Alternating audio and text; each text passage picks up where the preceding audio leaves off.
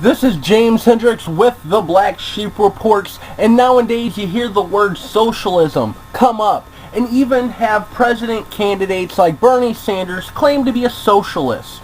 Well, today I'm going to be reading you quotes from my favorite book, None Dare Call It a Conspiracy by Gary Allen. Now to start off, what is socialism? Socialism is what would be the bait, the excuse to establish the dictatorship. Now, since the dictatorship is hard to sell in idealistic terms, the idea had to be added that a dictatorship was just a temporary necessity and would soon dissolve of its own accord.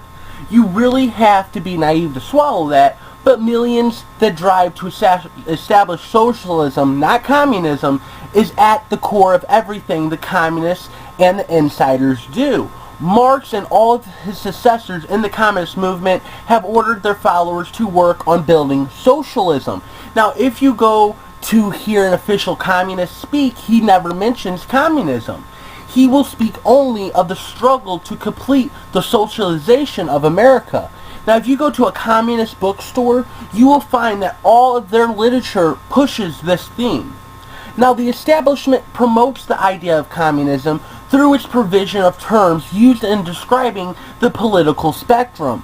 We are told on the far left of the political spectrum we find communism, which is admittedly dictatorial. But we are also told that equally to be feared is the opposite of the left, i.e. the far right, which is labeled fascism. We constantly are told we should try to stay in the middle of the road, which is termed democracy, but by which the establishment means Fabian or creeping socialism.